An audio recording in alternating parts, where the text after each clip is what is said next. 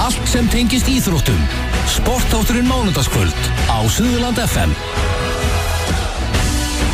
Fylgstu með á Facebook. Sportþátturinn mánudagskvöld með gesti Einarsinni frá Hæli. Mikið rétt, sportþátturinn með ykkur hérna á þessu mánudagskvöldi. Og já, nú ætlum við að fara úr handboltanum yfir í karate og línuna er komin landsþjálfarinn Ingólfur Snorrason. Heill og sæll félagi. Sæll félagi. Hvernig hefur þú það? Ég hef það bara gott svona rigningunni. Já, það er ekki bara alltaf hressandi að fá smá rigningu? Jú, sérstaklega er að maður er búin að vera mikið á ferðalögum. Já, nákvæmlega. Þetta er nú skárið en snjórinn, segja margir. Já, það er svona eftir í hvernig þú lítur á það. Ég meina, sumir hafa gaman að reyna að sögja skíðum og svona, þannig að þeir eru kannski sakna þess að hafa ekki snjó. Já, nákvæmlega. En, herðu, það er nú búið að vera ýmislegt sem að er búið að vera núna í haustu hjá ykkur í landsliðinu og framundan og búið að vera upp á síkastið. Já, kannski ef við förum svona yfir að helsta, bara eins og hvað er á næstunni, byrjum á því. Sko, við vorum náttúrulega að koma úr eitthvað stórri veislu frá Austurríki sem var heimsmeistaramótið og nú er landsliðið er bara í uppbyggingaferli núna fram í janúar vegna þess að þá er karate er hluti af RIG International eða Reykjavík Games sem er náttúrulega heljarna stór hátíð og ég er eiginlega bara í þessum tölu orðum er ég eiginlega hálf upptekinn við að flytja inn keppendur inn á það mót og ég reikna með því að við fáum einhverja kannski svona ríflega 20 erlenda keppendur inn sem koma þá frá Meginlandinu, Hollandi, hugsanleikar á Þýskalandi og svo frá Englandi og síðan Íslandsmótið er eftir 2 vikur tæpar og flestir er nú bara hittur fyrir það en svo vorum við að berja saman líka dagskrá fyrir 2017 og mér sýnist á öllu að við verðum að taka erlend verkefni verða minnstakosti 9 ef ég man rétt. Þannig að það er svolítið þétt prógram, það er að segja að vorönn og haustönn verða býsnar þéttar sko. Á sumrin þá er ég með þetta mjög skipulagt í vor er allir settir í frekkpróf þannig að ég er með mjög nákvæmar niðurstöður getu allra sem eru í hópnum og síðan eru sumarprógramin eru sniðin að einstaklingunum eftir því hvernig þeir skora í hverju og hverjum og einum þætti í prófinu. Já. Þannig að ég vil hafa mikla yfirsýn og ég set miklar kröfur á líka með þetta aðgerfi. Ég bara verð að gera það þetta er bara 2016, 2017 það fólk er bara svo rosalega grimt í æfingu sko, það er alveg ótrúlegt. Þannig að þú ert orðinn svona frekur? Ég er náttúrulega óþolandi sko. en ég er óþolandi að vissu leyti stundum ætla ég að segja en það er góð meining á bakvið það skilur. Ég er í þessari vinnu og ég er búinn að setja með það markmið mér langar til að vera betri þjálfari heldur en ég var keppandi og ég er búinn að þjálfa óbúslega mikið af íþróttafólki úr ýmsum greinum þannig að maður er orðið reynslunni ríkari og maður er svona maður bæði setur kröfur á sjálfa sig og náttúrulega á sitt umhverfi líka. Nákvæmlega. En já svona við langar að spyrja aðeins út í heimsmeistaramótið sem fór fram núna í Austurríki. Hvernig, hvað vorum við með stóran hóp þarna og svona árangur út frá því cirka? Sko, heimsmeistaramótið núna var sett inn hjá okkur, við kepptum með það svona fyrir augum að við myndum keyra upp ákveðna árangur á en við kemumst þangað inn. og þar var ég með 2 keppendur sem ég var valdi beint inn og á þeim forsendum og þeir voru búin að ná velunum á þessum mótum sem við vorum að undirbúa okkur fyrir HM. Já. Og það var þá móti Tékklandi, það var móti Þýskalandi og það var móti Englandi. Þriðji aðilinn sem var í þessum hópi, hann náði ekki sínum markmiðum og hann var látinn sitja heima. En síðan var ég tók ég líka með katakettendur sem að ég hafði ekkert með að velja í sjálfu sér. Þeir voru valdir á öðrum forsendum en ég fór út sem þjálfari og liðsstjóri í rauninni. Þannig að ég var með 2, 3, 4, 5, ég var með 6 keppendur alls. Og ég var búinn að leggja upp ákveðið plan. Ég náttúrulega með strák sem hann ekki 19 ára gamall og í rauninni ennþá að keppa í juniorflokki og hann búinn að standa sér ótrúlega vel og ég voru búinn að setja upp ákveðið plan fyrir hann og það ég get sagt að það hefði gengið eftir svona í megindráttum. Hann fékk mjög erfiðar mótreið frá Kína og hann tapaði fyrir honum með 1 stigi og Kínverjinn sem sagt fór að keppti við fyrrverandi heimsmeistarann í flokknum og stóð verulega í honum. Hann var mjög svona jöfn viðureign þannig að ég hafði ekki séð hann að Kínverji áður og hann var alveg fantagóður síðan var ég með hana Telmurud sem nú svona öllu reyndari hún búin að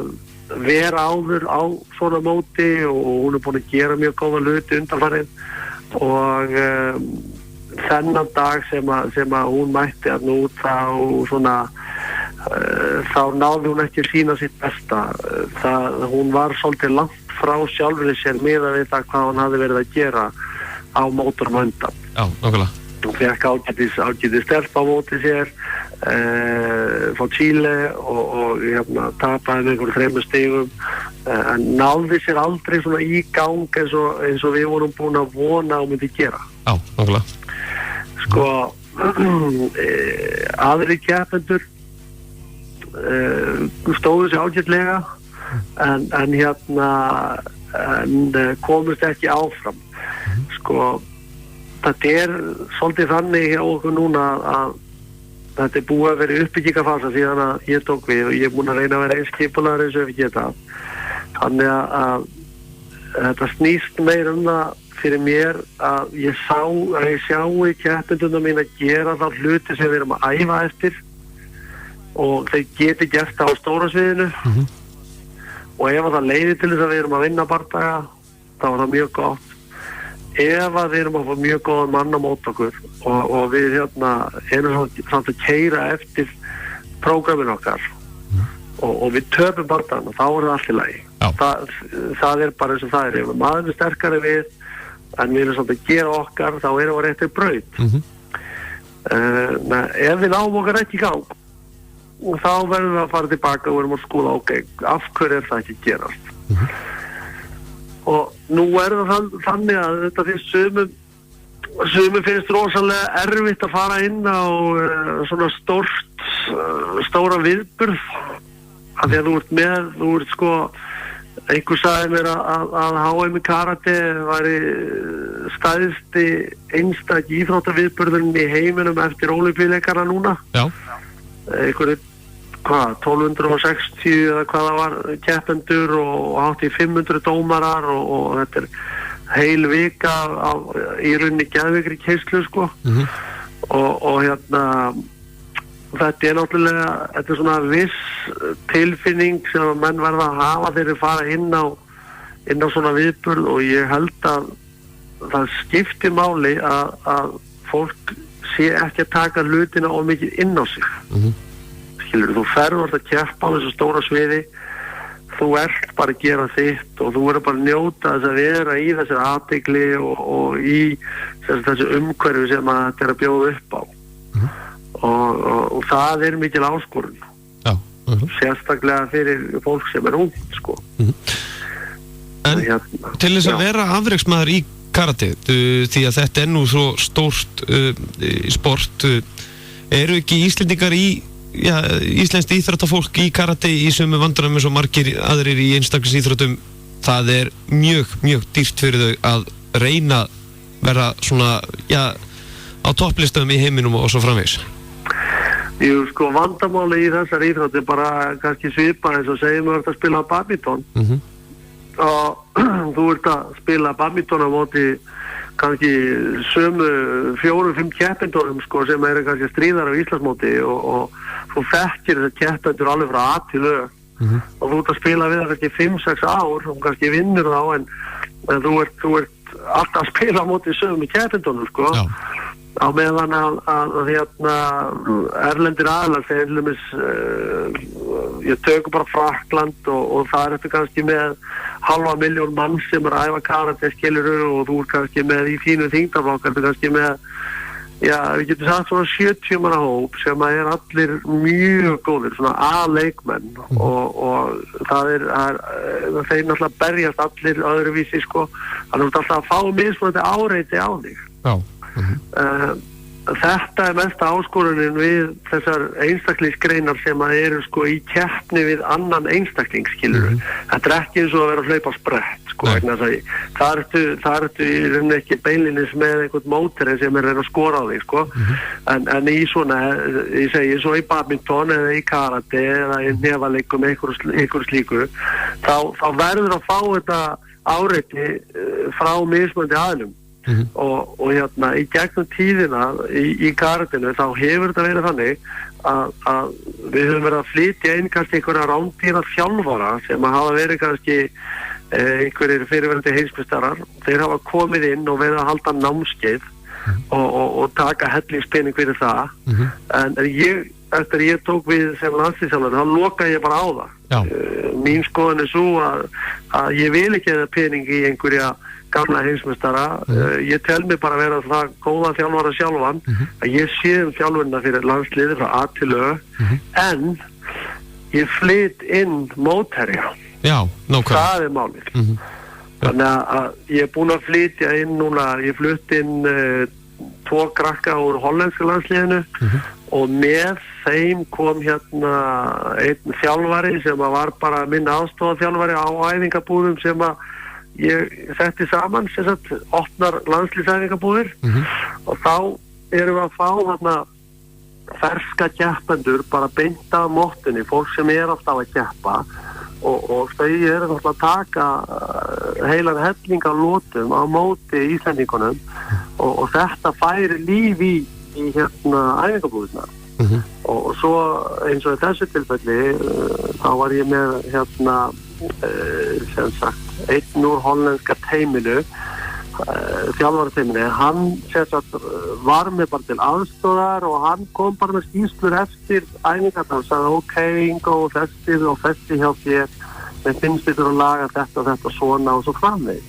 Þannig að við heldum bara okkar fundi í róleitunum og fórum yfir þetta og þetta var að virka mjög vel og í gegnum svona þetta brösk mitt í gegnum tíðina sem að maður var alltaf að keppa einhvers staðar í þessu nágrannalöndum, þá hefur maður kynst svo mörgum aðilum svona í gegnum keppnin og þessir aðilar yfirleitt orðnir þjálfara núna og þessir aðilar sem á minni kynslu, þannig að það ekkert mikil áskorun fyrir mig að finna gott fólk til að koma inn og þá æfa með okkur og keyra svolítið vel á okkar krakka og ég get á mér þess að líka vera að hjálpa þeim eitthvað leiðinni, sko. Já, nákvæmlega. Og mér finnst þetta að vera þetta í framtíðin. Svona í lokin árinni slettir, svona með fólkið okkar heima. Já. Þetta eins og þú segir, þetta eru mikla breyttar áherslur. Ætti ekki bara jafnvel fleiri einstaklis íþróttir að prófa þetta verkefni sem þú ert að nota núna, að flytja frekar inn einstaklinga til þess að keppa við, heldur að vera ekki að vera alltaf að fá einhverja gamla heimsmeistara og svo framvegis? Já, sko, þú alltaf að vega og meta því að sko þegar þú ert að vinna með svona sérsamband sem er lítið eins og kartisambandið auðvitað þá náttúrulega erum við með mjög takmarkar sko fjárhagslegar auðlindir þá vilt alltaf nýta þær sem best og þú ert alltaf að vega og meta er ég með það góða þjálfunar aðferðir að ég treysti mig til þess að keppa við bara bestu þjálfur í heiminum og persónulega er ég bara þeirra skoðunar að ég það og ég þarf enga hjálp. Nei, nákvæmlega. Ef að staðan væri hins vegar þannig að ég væri í vesinu með þetta, þá myndi ég bara viðurkenna bæði fyrir sjálf mér og fyrir umhverfinu og þá myndi ég kannski leita til þjálfara. En svona heilt yfir þá get ég bara sagt þér það að mín skoðun svo að Íslendingar eiga í flestum keppnisgreinum eigum við ofta tíðum miklu betri þjálfara heldur en að við gefum okkur kredit fyrir. Já, nákvæmlega. Þetta rosalega mikilvægt að sko fólk skilji það sem ég að segja hérna. Vegna þess að sko við Íslendingar við eigum það svolítið til að vera svolítið mikið auðmjúkir í garð annarra þjóða. Og við erum bara með keppnisfólk sem er búið að vera lengi í eldlínunni og það er oft á tíðum ef við segjum bara í einstaklingsgreinum þá eru afreksfólki á Íslandi búið að vinna með harðar heldur kannski afreksfólki í Þýskalandi sem hefur miklu betri aðstæður og miklu betra resource þannig að við höfum oft á tíðum þetta ganga miklu erfiðari veg til þess að ná árangri og vinnu sem í Íslendinga er rosalega há. Ég sé það bara þegar ég vinn erlendi, það er nú vinn í töluvert eins og í Skandinaví og öðru hvoru í Englandi og svoleiðis að Íslendingar eru alveg einstök þjóð þegar það kemur að dugnaði og vinnusemi og við eigum að meta það við höfum alveg fullna rétt á því að hafa svolítið stórt álit á okkur hvað það varðar. En svo má kannski einu við þetta bæta líka í sambandi við starf mitt hjá sambandinu að þá ég bý alltaf til vídeófæla. Þá er ég ekki bara að tala vídeófæla sem við erum að skoða heldur ég er alltaf að búa til þetta vídeófæla sem eru settir út á við þannig að fólk sem er kannski út í samfélaginu það getur fylgst með því hvað að gera þannig að alltaf til YouTube myndband setjast á karatisamband síðunni þar sem að ég er með vídeófæla af öllum mótunum erlendis, viðtöl við keppendur og svona samsettar upplýsingar það sem við erum að gera, hvort við erum að æfa, við erum að gera eitthvað á móti þessum að keppa við hinn eða hvað og þetta held ég sé algjört lykilatriði fyrir smærri sambönd að gera vegna þess að smærri samböndur á Íslandi þau verða að vera miklu duglegri að ekki athygli á sér. Sko ekki bara svo lítið duglegri, heldur miklu duglegri og miklu harðari afstöðunni að koma sér á framfæri. Ef við komum okkur ekki á framfæri sjálf, þar sem að við erum sko að reynlega bara vinna í því að íta okkur á framfæri, þá fáum við ekki nýja iðkendur. Þetta er svo mikið, þetta er svo lítið mál fyrir íþróttagreinar eins og fótboltan. Ég meina, það er ekki nema bara að segja húsið er opið og það er allir til í að koma að æfa. En fyrir svona smærri íþróttir eins og karate er hérna á Íslandi og fleiri, karate, judo og allar þessar íþróttir, þá er þetta alveg rosalegt challenge að ná inn iðkendum og líka halda í þá.